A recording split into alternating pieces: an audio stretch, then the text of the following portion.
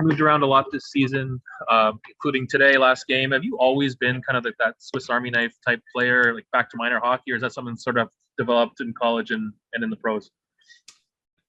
I think it's more just it's more so happened since I've been in the pros, and really even since I came to the Leafs. I think that I've always sporadically throughout my hockey career played different positions, but I don't know. When I was younger, I mostly played center. In college, I pretty much only played center, and then since I've been in the pros, I've moved around a lot more. What is that adjustment like, going left to right, and then obviously going from John to Austin, if you do line up with Austin tomorrow? Yeah, they're different players, so it'll be a little bit different, but I try not to change my game too much as far as going from left to right. There's little things. I guess in the D zone, it's a little bit different where you're picking up pucks off the walls, and if you're catching on your forehand or your backhand, when you kind of open up to the middle and you see things a little bit differently. But other than that, you're moving around so much during the game over the course of every shift that I think you get exposed to different areas of the ice. And I could end up on the left side throughout a shift, could end up down low. So you get lots of exposure just over the course of the game naturally. Next up, we'll go to David Alter with the Hockey News. Go ahead, Dave.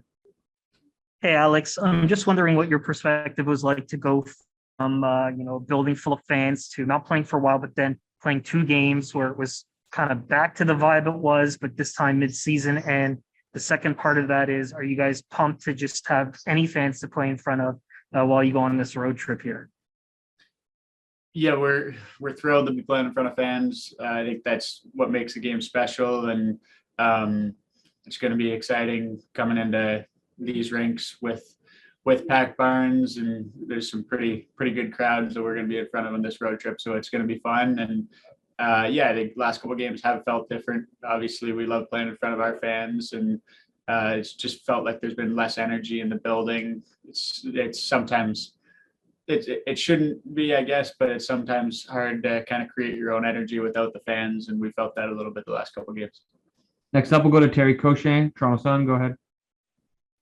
Hey, Alex. I know you weren't a teammate of Cale Makar for very long. I think just the playoffs of 1 year. But what have you seen in the way that he has become one of the top defensemen in the NHL today? Yeah, I mean, he's just electric. I think that he's a dynamic skater, and I mean, up there with anyone in the league. I think just the plays that he makes game in and game out, he can kind of beat guys on his own and make something happen out of nothing. So he's a special player and someone that we're obviously going to have to key in on tomorrow night. How does that work tomorrow night now? If you likely being where you are in the lineup, you'll see a bit of Cale tomorrow night when you guys play. How does that work for forwards going against him?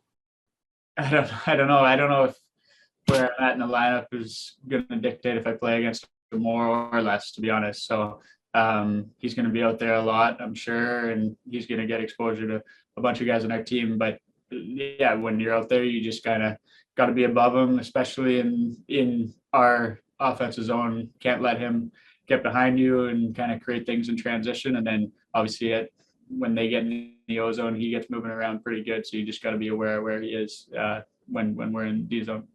We'll take 2 more here. We'll go to Jonas Siegel with The Athletic. Go ahead, Jonas.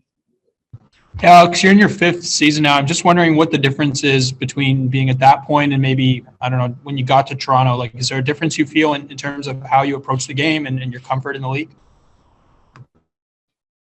Well, I think that you're always trying to prove yourself.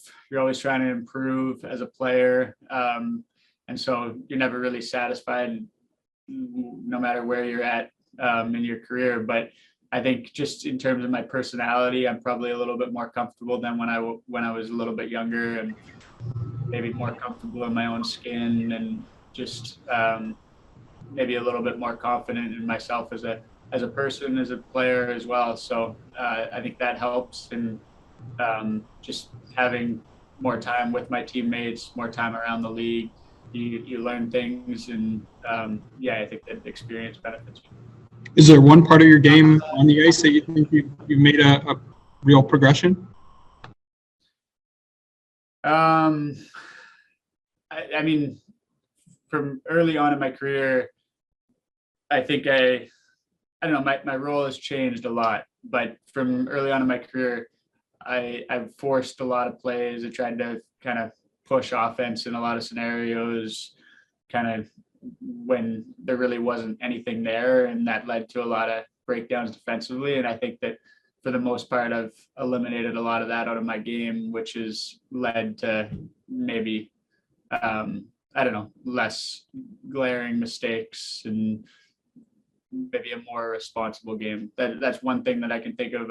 You kind of put me on the spot there, so I don't have anything better. And last one here, we'll go to Luke Fox. Go ahead, Luke. Hi, Alex. What kind of emotions or memories flood when you're flying into Denver? Yeah, it's going to be fun to go back. Obviously, whenever you go back to a place that you've spent time, it feels a little bit different landing in that city, and played 2 years there and know a lot of the staff, know a lot of the players, have good friends there. So it's going to be fun to be back, and I'm looking forward to it. But at the same time, it's all about the game and doing what we can to get 2 points. Who are some of your best friends on the Avs? Like, who have you stayed in touch with over the years? I lived with Jost and Comfer for 2 years while I was there. So I was close with them when I was there. We'll take one more here. We'll go to Joshua Cloak with The Athletic. Go ahead, Josh. Hey, Alex, a bit left to center here, but you were co-captain at Harvard, very prominent Leafs prospect. Nick Abruzzese has been named captain at Harvard this year. If you had some advice for Nick as captain at Harvard, what would you tell him this year? Yeah, I mean, that's, I don't know. I think that if I had advice to him, I would just tell it to him. I've talked to those guys. I skated with him in the summer and spent a good amount of time. So what I would tell him, I can just tell him, and I don't need to let everyone in the world know about that. Well, what did you notice about him just as a player and as a person through skating with him? He's a really, really good hockey player. He's got dynamic skill, super good with the puck. He's got an elite brain, in my opinion. And yeah, he's a really, really good offensive player. And then the other thing you notice is just his hunger. I think that he wants to get better. He wants to be the best player on the ice every night. He's competitive, and he's a really, really hard worker.